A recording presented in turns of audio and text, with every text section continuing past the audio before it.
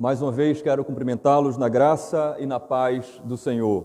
Amém. Amém. Aqueles que puderem, fiquem de pé e abram comigo suas Bíblias, Evangelho segundo Lucas, capítulo de número 5.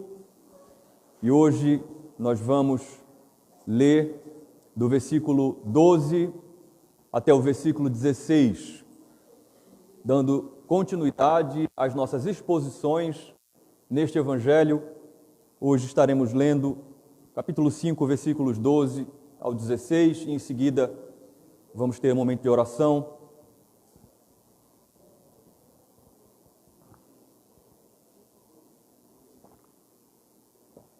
Rogando ao Senhor a sua bênção sobre esta exposição. Quantos acharam? Amém? Assim nos diz a palavra do Senhor. Aconteceu que, estando Jesus numa das cidades, um homem coberto de lepra veio a... Quando ele viu Jesus, prostrou-se com o rosto em terra e disse: Senhor, se quiser, pode purificar-me. E Jesus, estendendo a mão, tocou nele, dizendo: Quero, sim, fique limpo. E no mesmo instante, a lepra daquele homem desapareceu. Jesus ordenou-lhe que não isso a ninguém e acrescentou: Mas vá, apresente-se ao sacerdote e ofereça pela purificação o sacrifício que Moisés ordenou para servir de testemunho ao povo. Porém, o que se dizia a respeito de Jesus se cada vez mais, e grandes multidões afluíam para o ouvir e para serem curadas de suas enfermidades. Jesus, porém, se retirava para lugares solitários e orava. Vamos mais uma vez à presença de Deus em oração, igreja. Ó Deus bendito, Pai de amor e de misericórdia, nós já te somos gratos de todo o nosso coração pela leitura da Tua palavra, que é alimento para a nossa alma. Mas ainda nesta noite suplicamos a Ti, Espírito Santo de Deus, que desvende os nossos olhos a fim de que possamos enxergar as maravilhas da Tua lei, do Teu Evangelho, da Tua palavra. Que o Senhor possa falar com cada um de nós que aqui estamos, de maneira que a Tua igreja aqui reunida seja alimentada por Ti mesmo. E aqueles que estão aqui, que ainda não firmaram compromisso com o Senhor, reconhecendo-o como seu Salvador, que o Senhor também abra a mente, o coração, para que possa ouvir a Tua voz e para que possa viver, ser chamado para uma nova vida no Senhor. Dá-me, ó Deus, a intrepidez que preciso enquanto o Senhor opera nos corações. Assim te oro e te agradeço em nome de Jesus, nosso Senhor. Amém. Podem sentar, irmãos.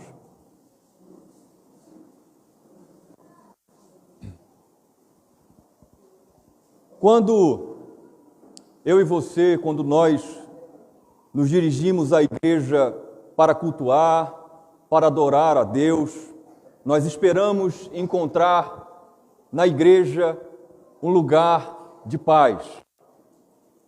Certamente eu e você queremos encontrar um ambiente limpo, claro, confortável, bem organizado. Queremos participar de um culto onde o louvor seja um louvor que nos eleva a Deus, um louvor agradável, bonito, bem entoado.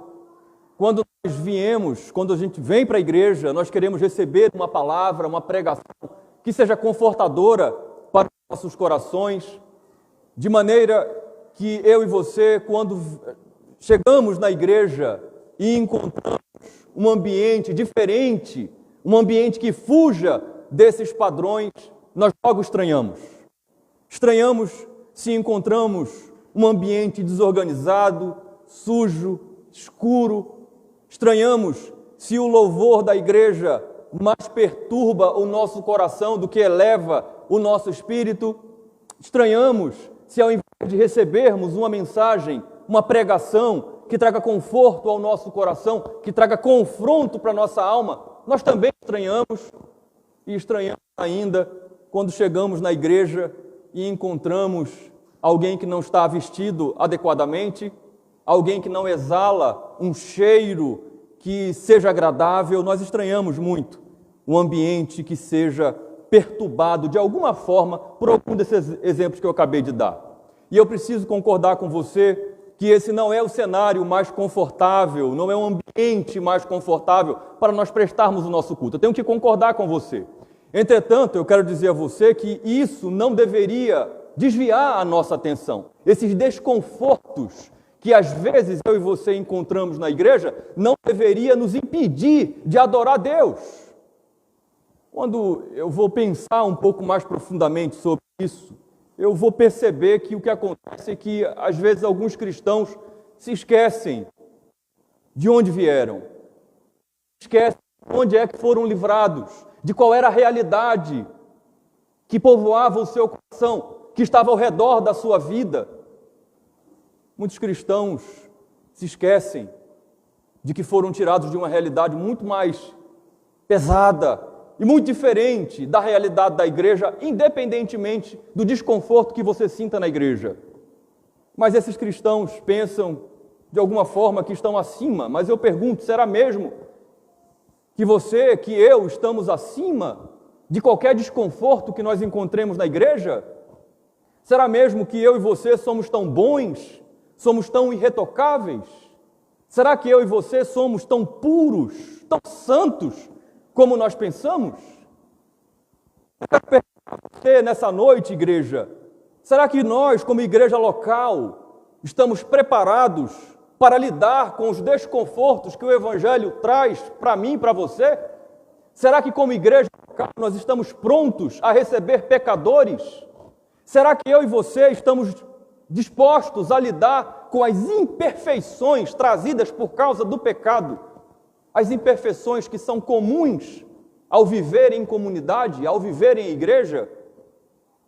Eu quero lembrar você que em alguns momentos, nas exposições, nesse Evangelho, nós já temos sido advertidos, o Senhor já vem nos instruindo que igreja é lugar de acolhimento, igreja é lugar de cura. Isso não é mais novidade para você. A sequência dos próximos fatos que o evangelista Lucas traz aqui no capítulo 5, versículo 12, até o capítulo 6, versículo 11, esses fatos vão marcar o início das grandes controvérsias entre os fariseus contra o Senhor. O conflito dos fariseus contra o Salvador, contra o Senhor Jesus Cristo, contra o Messias estava crescendo. Mas o nosso Senhor continuava realizando a sua obra. Paralíticos, mais adiante, cobradores de impostos, leprosos, pessoas desprezadas, excluídas da sociedade, miseráveis pecadores estavam sendo alvo da misericórdia e do amor de Deus. Olhe para a sua Bíblia, por favor. O versículo 12 nos diz que aconteceu que, estando Jesus numa das cidades, certo homem coberto de lepra veio à sua presença.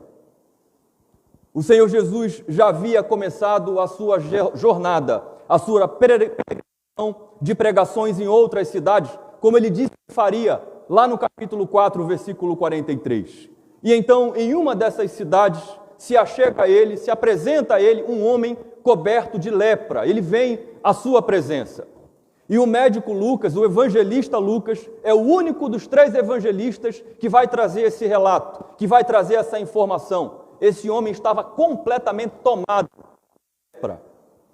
A lepra era uma enfermidade conhecida, familiar ao povo da aliança desde os dias do Antigo Testamento. Inclusive havia uma prescrição na lei acerca da praga da lepra. Levítico, capítulo 13, trata sobre isso. E no versículo 8, de maneira específica, quando alguém era analisado pelo sacerdote e se identificava que estava acometido de lepra, imediatamente aquela pessoa era declarada impura, porque era lepra. Mas afinal, ouvimos já falar sobre lepra. Também para nós não é uma palavra, não é uma enfermidade desconhecida.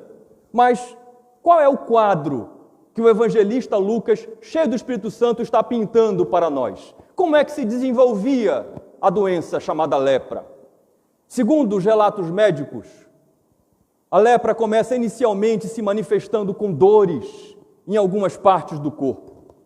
Em seguida, aquelas partes do corpo que estão doendo, a pele fica sensível, brilhante e começa a descamar. Essa ferida inicial começa a se alastrar vagarosamente pelo corpo, o sangue para de circular naquela região e as células vão morrendo aos poucos e a perda da sensibilidade.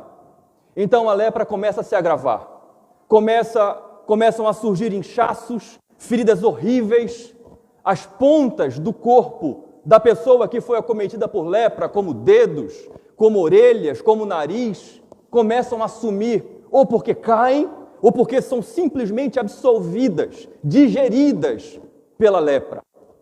Nesse estágio, a pessoa leprosa, ela está numa altura que exala um odor muito forte, de maneira que é possível sentir esse odor desagradável a certa distância. Como se já não bastasse, até as cordas vocais do leproso, da leprosa, eram atingidas. A sua fala era afetada. A sua voz começava a soar como uma mistura de rouquidão e de fanhosidade. Assim era a lepra. Esse é o retrato que está sendo pintado para nós. Uma doença contagiosa ao contato, uma doença incurável e uma doença fatal a médio e a longo prazo. A lepra não só nos dias do Antigo, do Novo Testamento, mas até os dias de hoje é uma doença observada com muito preconceito e ainda hoje em todas as culturas humanas, todas, ela é considerada como um sinal de desgraça e de degradação absoluta de uma pessoa. A pessoa leprosa, ela era obrigada a viver isolada. Geralmente elas viviam em vales. E se você ainda não teve a oportunidade de assistir um filme da década de 50 que foi reeditado nos anos 2000, chamado Ben-Hur, eu aconselho você a assistir esse filme. É um conto da época de Cristo, e o da Ben-Hur é o protagonista, e você vai ter uma ideia do que era o Vale dos Leprosos. Então, essas pessoas, elas não podiam viver em sociedade, viviam geralmente isoladas nesses vales. Mas se elas estavam circulando por próxima de alguma cidade, e alguma pessoa desavisada se aproximava, essa pessoa leprosa, ela era obrigada a advertir a pessoa desatenta, gritando com a mão na boca: impuro, impuro. Ele mesmo deveria denunciar o seu estado, para que aquela pessoa inocente e limpa não se aproximasse dela. Os leprosos não tinham como trabalhar, eles viviam de escassas esmolas. Humilhação e vergonha eram as suas companhias inseparáveis. A pessoa leprosa não podia participar nem da sociedade e muito menos dos atos de adoração e da vida em comunidade. A pessoa leprosa, como você deve perceber, ela sofria não só fisicamente, mas também emocionalmente, socialmente. Eram pessoas que tinham que viver isoladas, sozinhas, sem esperança. Falo tudo isso a você porque exatamente esse homem era um homem leproso que veio à presença de Jesus coberto de lepra, completamente permeado. É isso que o texto na língua original diz. Esse homem estava completamente tomado de lepra. Era o último estágio dessa doença. Certamente, de todos os quadros que o evangelista Lucas pintou até agora, através do Espírito Santo, da unção do Espírito Santo, esse aqui é o menos confortável. Não estamos falando do nascimento de bebês, estamos falando de uma doença gravíssima e repugnante. Mas apesar da lepra ser uma doença física, ela ilustra bem a condição do homem em seus pecados. O pecado, assim como a lepra, é uma doença fatal, tanto para o corpo como para a alma. O pecado afeta todo o ser e é altamente contagioso. Cuidado! O pecado afeta todos os sentidos humanos, inclusive torna o ser humano insensível ao mal. Tira do ser humano, o pecado tira do ser humano a consciência do erro, do certo e do errado perante Deus. O pecado escraviza o homem. O pecado desfigura, assim como a lepra faz com o corpo, o pecado desfigura o homem que foi criado à imagem e semelhança de Deus. Assim como a lepra o pecado na humanidade só exala um único odor, cheiro de morte. O pecado, assim como a lepra, isola o homem de Deus e da sua aliança. Isola o homem do povo de Deus. Isola o homem dos atos de adoração que são estranhos para o homem que está morto em delitos e em pecados. O pecado isola o homem de uma vida de comunhão com Deus e com o seu reino. Deixe-me lembrar você, crente. Se você é um crente, lembre-se, foi assim que Jesus encontrou você. Foi nessas exatas condições que Ele te recebeu. Mas parece que muitos crentes têm dificuldades de lidar com as feiuras e com as deformidades dos pecados nos outros, porque esqueceram da sua real condição, porque esqueceram de onde foi que Cristo os resgatou. Lembre-se de onde foi que Deus tirou você através do sacrifício do seu Filho, através da mediação do seu Filho. Se você é um crente, jamais pense que você é melhor do que os outros. Jamais deixe com que nada incomode você nos atos de adoração a Deus. Nada fique entre você e o seu Deus. Se você é um crente, assim como Jesus recebeu você, foi ao seu encontro, não feche as portas para receber aqueles que estão como você estava. Então, na segunda parte do versículo 12, o texto nos diz que quando ele viu Jesus, quando esse homem se apresenta diante de Jesus, ele se prostra com o rosto em terra e ele pediu: Senhor, se quiser, pode purificar-me. No Evangelho segundo Mateus, paralela a essa passagem, no capítulo 8, versículo 2, o evangelista Mateus nos diz que ele se prostrou em adoração. Certamente esse homem já havia ouvido falar de Jesus, dos milagres de Jesus, e é por isso que ele procurou encontrar-se com Jesus. É certo isso. Entretanto, muito mais do que simplesmente ouvir os relatos acerca do poder desse homem, ele creu no seu coração. Ele creu que Jesus era o Messias. E ele se coloca diante de Jesus numa postura de adoração. É isso que o Espírito Santo traz ao meu e ao seu conhecimento em Mateus capítulo 8, versículo de número 2. Esse leproso que era obrigado a viver longe da sociedade, dos atos de adoração, ele rompe completamente com as barreiras sociais e cerimoniais. E ele tem uma atitude diante de Jesus, quando ele se apresenta diante de Jesus. E essa atitude dele pode ser dividida em 3 reconhecimentos. Primeiro, esse homem reconhece totalmente a sua indignidade. Ele se ajoelha com o rosto em terra. Um ato hebreu de pura humilhação. Em segundo lugar, além de reconhecer a sua total indignidade, ele reconhece a divindade de Jesus, porque ele se refere a Jesus com o nome divino, Senhor. Mas em terceiro lugar, ele reconhece a soberania de Jesus enquanto Deus. Ele diz: se o Senhor quiser, eu não sei se o Senhor quer, mas eu tenho certeza, convicção, de que se o Senhor quiser, o Senhor pode me purificar. E é muito interessante, eu quero chamar a sua atenção, porque esse leproso, ele não usa uma expressão médica. Se ele tivesse usado, Lucas colocaria aqui. Ele não diz assim: Senhor, se o Senhor quiser, o Senhor pode me curar. Não, ele não usa uma expressão médica. Ele usa uma expressão cerimonial. Ele diz: se o Senhor quiser, o Senhor pode me purificar. E essa expressão aparece nos 3 evangelhos, Mateus, Marcos e Lucas. É uma expressão cerimonial. Isso mostra que aquele homem tinha um desejo mais profundo. O seu desejo não era apenas uma reconciliação com os homens, não era apenas o desejo de uma reconciliação social. Ele queria uma reconciliação mais profunda, uma reconciliação com Deus, uma reconciliação com o povo da aliança e com os atos da adoração, com o culto. A palavra purificar aqui, que tem um caráter mais cerimonial, significa literalmente: Senhor, se o Senhor quiser, o Senhor pode remover a impureza. Senhor, se o Senhor quiser, o Senhor pode me declarar limpo, cerimonialmente. Se o Senhor puder, se o Senhor quiser, o Senhor pode me livrar da contaminação. É isso que essa palavra significa. O Senhor pode me livrar da culpa do pecado. Senhor, o Senhor pode me livrar, também significa isso, não só da impureza do meu corpo, mas me purificar de toda a maldade. Senhor, se o Senhor quiser, eu tenho certeza disso, o Senhor pode consagrar a minha vida através do ato da purificação.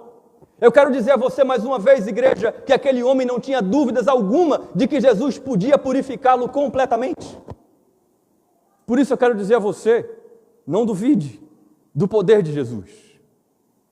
Que nos seus atos de adoração, na presença de Jesus, você reconheça a sua total indignidade. Não importa o quão santo você se ache, o quão espiritual você se ache na presença de Jesus. Reconheça que você é indigno quando comparado a Ele. Reconheça que de fato Ele é Deus, que de fato Ele é o Senhor, e reconheça também que Ele pode fazer o que Ele quiser, o que Ele aprouver na sua vida. Quantos querem nisso, digam amém. Amém. Esse homem não tinha dúvida alguma disso. Último estágio de lepra. Não tinha mais esperança humana para ele. Mas se o Senhor quiser, diz ele, confessa, adora, o Senhor pode consagrar todo o meu ser, me purificar da maldade, não só dessa doença. O Senhor pode fazer. E então o versículo 13, a primeira parte dele, diz que Jesus, estendendo a mão, tocou nele, dizendo, quero, sim, fique limpo. O evangelista Marcos, no capítulo 1, versículo 41, diz que antes de Jesus fazer isso, ele foi profundamente compadecido. É assim que está no evangelista Marcos. Jesus, profundamente compadecido, cheio de compaixão, o tocou. Ora, pela lei, era proibido tocar num leproso. Aquele que tocasse num leproso, ele também era considerado cerimonialmente impuro e teria que passar por uma série de atividades litúrgicas, de atos de purificação para poder voltar ao convívio. Mas Jesus toca nele. E eu quero chamar a sua atenção para dois verbos do começo do versículo 13. Tocar e estender. Esse verbo estender, ele tem uma aplicação mais profunda do que a nossa língua portuguesa traduz. O texto está dizendo que Jesus não só tocou nele, mas que Jesus foi sobre ele, que Jesus foi em direção a ele, que Jesus foi ao encontro dele, que Jesus estendeu a sua mão. Essa palavrinha mão também tem uma conotação mais profunda do que a língua portuguesa traduz. A palavra mão está associada à ideia de poder, de ação divina. É a mesma palavra utilizada, tem a mesma raiz do poder criador de Deus, do poder ativo de Deus. Então, perceba, o texto diz que ele estendeu a mão. Mas no texto original é dito que ele se lançou poderosamente sobre este homem. Mas o segundo verbo fala que ele tocou. E tocar também tem uma aplicação e um entendimento mais profundo. Tocar, que é traduzido para a língua portuguesa por este verbo, significa prender. Não é só tocar, mas é prender, é aderir, é envolver, é abraçar. O que o Evangelho está nos dizendo? Que diante dessa situação, o nosso Salvador, completamente compadecido, tocado por aquela situação, ele não foi apenas tocar esse homem, ele não só estendeu a mão, ele foi de encontro a este homem. Simplesmente tocá-lo já era algo demais, já era um ato de bondade, de generosidade e de misericórdia muito grande. Mas aqui o Evangelho está dizendo a mim e a você que o Filho eterno de Deus se compadeceu e se lançou, foi ao encontro desse homem com poder, o abraçou e o cingiu.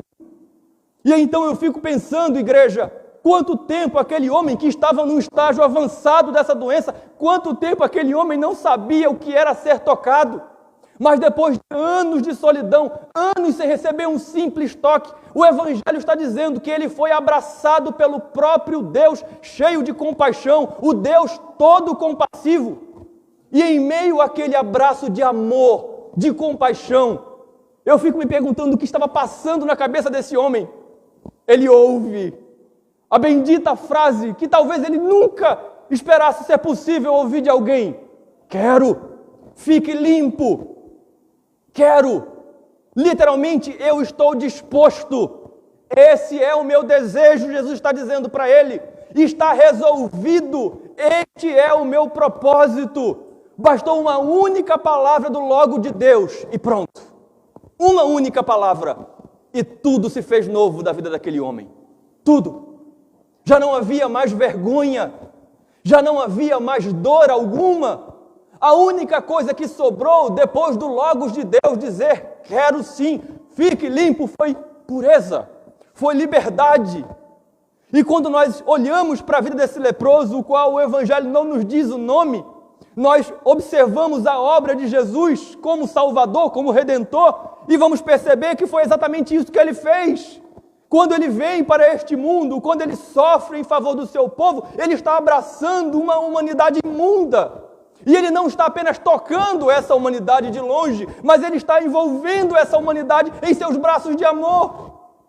Cristãos têm perecido em sua espiritualidade porque entendem que purificação está ligada só à salvação. Ah, pastor, eu sei que eu fui purificado de uma vez por todas dos meus pecados e eu fui declarado judicialmente limpo e agora eu estou limpo por toda a eternidade, eu estou salvo por toda a eternidade. Você está certo, meu irmão. Mas deixa eu dizer a você que você precisa entender que na santificação, nesse processo de crescimento e de aperfeiçoamento ao qual eu e você somos submetidos, estamos envolvidos. Nesse processo de santificação, através dos meios de graça, nós nos apropriamos de Cristo. E então nós somos santificados. Então nós somos purificados. Então é através dos meios de graça que nós mortificamos a obra da carne, que nós mantemos morto e enterrado o velho homem e a sua velha natureza. Por isso que eu e você não podemos negligenciar os meios de graça. Como é que está a sua leitura da Bíblia? Como é que está a sua vida de oração? Como é que está a sua integração na vida de comunidade da igreja? Você tem agido como alguém que foi liberto, alcançado pela graça? Você se alegra junto com o salmista, eu me alegrei quando me disseram, vamos à casa do Senhor? Ou você depois de liberto, salvo, alcançado pela glória, pela graça, você fica vivendo e agindo como se fosse um leproso? Como se não quisesse ter comunhão com o povo de Deus, comunhão com a vida da igreja. Muitos cristãos têm perecido, porque se esquecem de que precisam crescer em santificação, porque se esquecem que precisam crescer em santidade, em pureza diante do seu Deus. Entretanto, a boa notícia do Evangelho é essa aqui.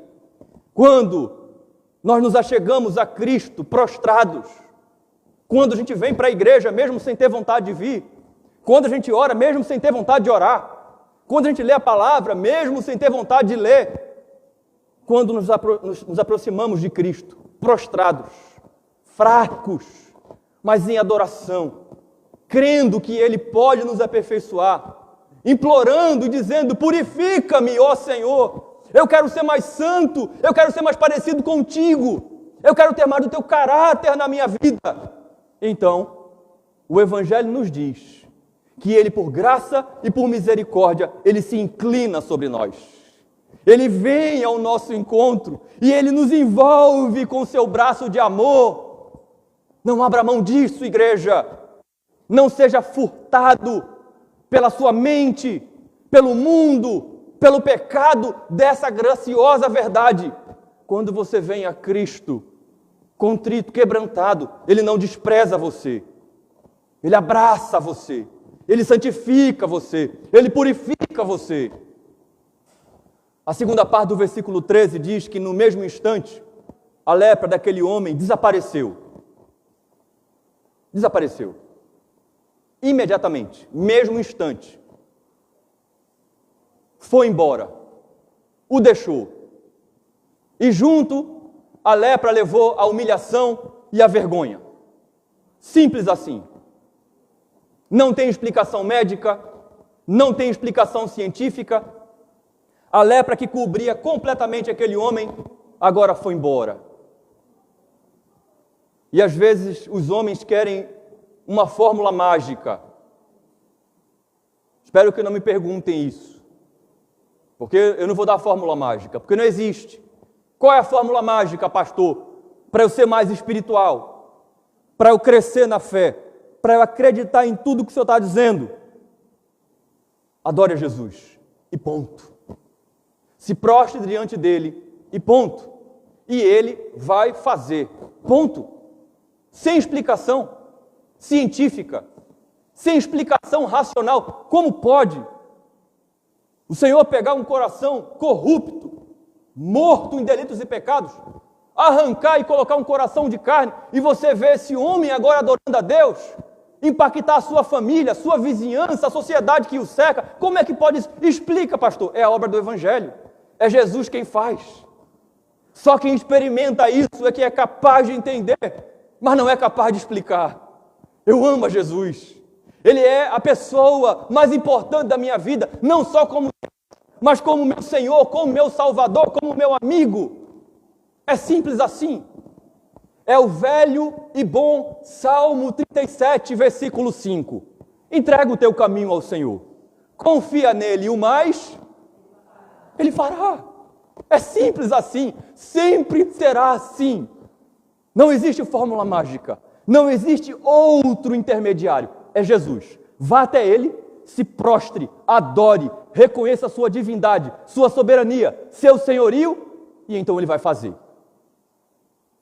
Então, o versículo 14, o Evangelho nos diz que Jesus, após ter curado esse homem, ordena que ele não contasse nada a ninguém.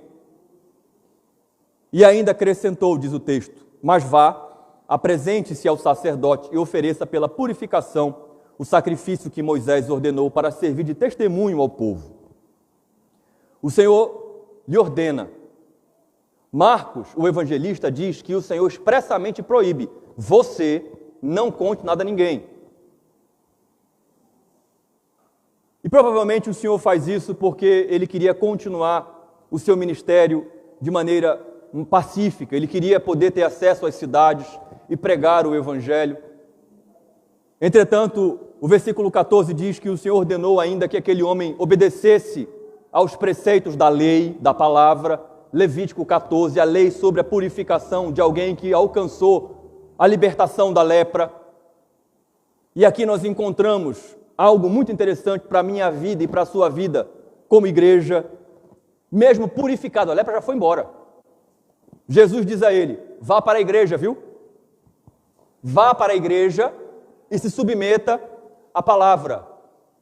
E então continue a sua vida de adoração. Vá para a igreja, se apresente ao pastor, cumpra os requisitos da palavra. Vamos aplicar para hoje? Discipulado, batismo. E depois continue. Por que o Senhor está dizendo a ele: vá ao sacerdote? É claro que havia uma conexão civil e social, mas muito mais do que civil e social. Você queria ser purificado, agora você está puro. Vá viver sua vida de adoração plenamente na presença de Deus. Faça isso, porque além dos benefícios que isso vai trazer a você, o versículo 14 diz: isso servirá de testemunho para eles, para o povo, para mostrar que a lei ela foi cumprida e obedecida, que o Senhor Jesus Cristo não veio abolir a lei, mas cumprir a lei. Mas também isso vai servir como testemunho vivo de que o Messias prometido, ele chegou, de que é tempo de salvação e de arrependimento. Então o versículo 15 diz: porém o que se dizia a respeito de Jesus se espalhava cada vez mais, e grandes multidões afluíam para ouvir e para serem curadas de suas enfermidades. O evangelista Marcos, no capítulo 1, versículo 45, afirma que o próprio homem foi que falou essas coisas. Ele proclamou muitas coisas e divulgou a notícia. E então eu quero perguntar a você: quem não faria isso?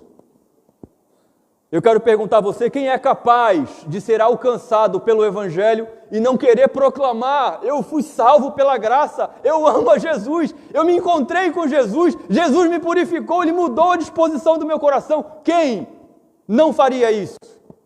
Ele faz. E as notícias corriam, de maneira que Jesus, ainda em Marcos 1, 45, tinha agora dificuldade de entrar nas cidades por conta dessas notícias.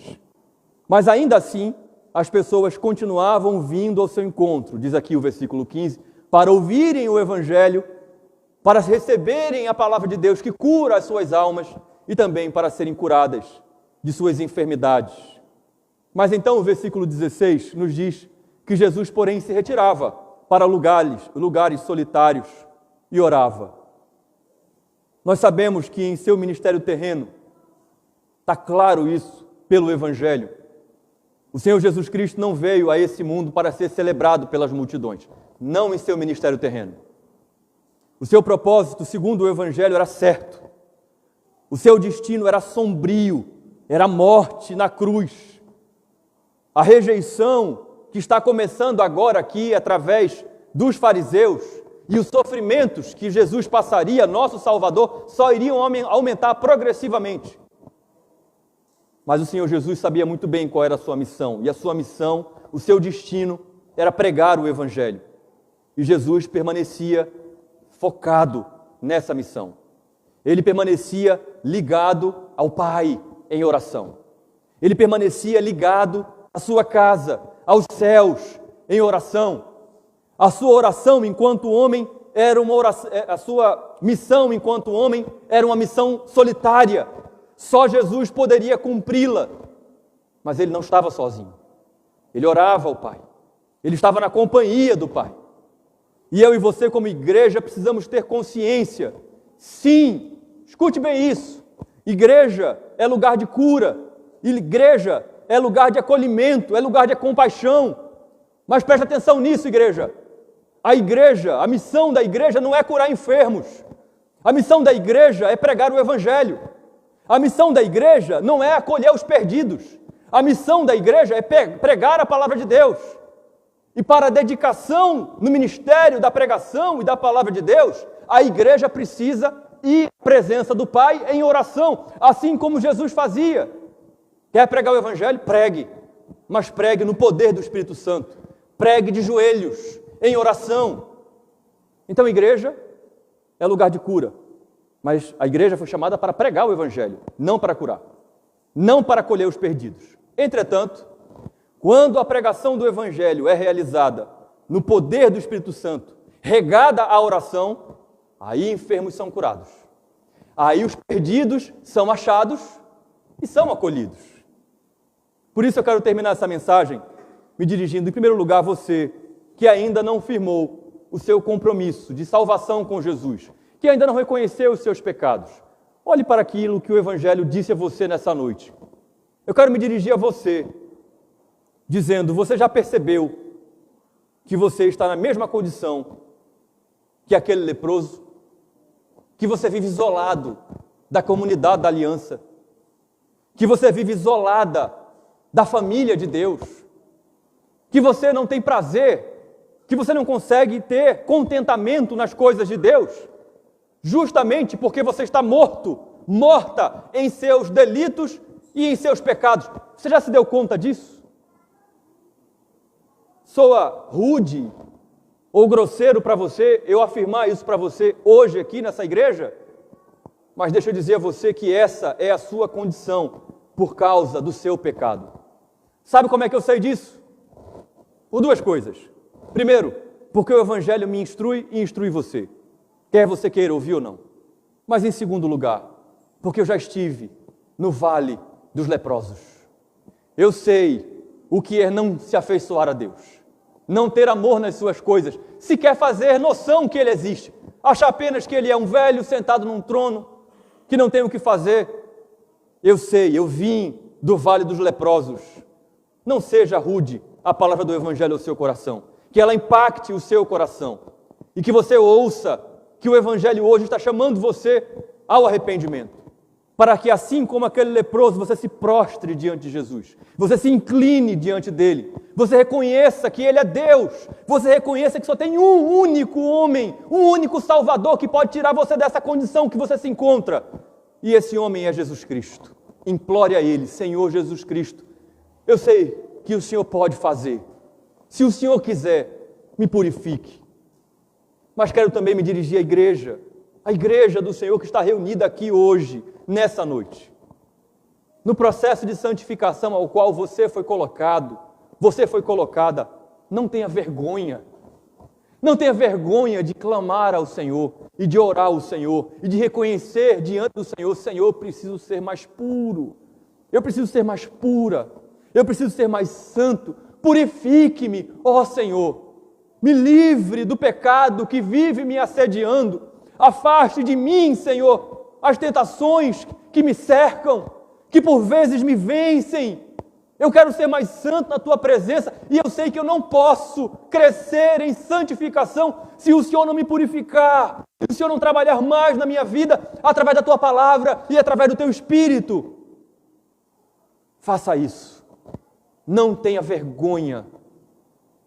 Quando cristãos têm consciência, têm senso de gratidão a Deus pela sua libertação, quando cristãos continuam buscando a bem-aventurança na presença de Deus, pureza de coração, pureza de alma, quando cristãos vivem dessa forma, eles sempre estão dispostos a prosseguir nesse processo incansável de santificação, tanto seu, pessoal, como da pessoa que está ao seu lado. Quando a igreja reconhece que precisa ser mais pura, mais purificada pelo Senhor Jesus Cristo, ela vai lidar com as imperfeições, com as feiuras, com o odor do pecado na vida do seu irmão que está ao seu lado, e ela vai ter compaixão, ela vai ser tomada por compaixão, e ela não vai só tocar no irmão, ela vai abraçar o irmão e vai dizer: eu estou aqui ao seu lado, para que nós possamos juntos buscar a face do Senhor e possamos ser mais puros, mais santos na presença do Senhor. Quantos creem nisso, digam amém. Amém. Dessa forma, observando o Evangelho, clamando ao Senhor, ao Espírito Santo de Deus, pela aplicação da palavra ao coração, nós estaremos prontos para continuar o ministério terreno do nosso Senhor Jesus Cristo. Pregar o Evangelho e envolver pecadores arrependidos nos braços de amor do nosso Senhor e Salvador Jesus Cristo. Vamos ter mais uma palavra de oração.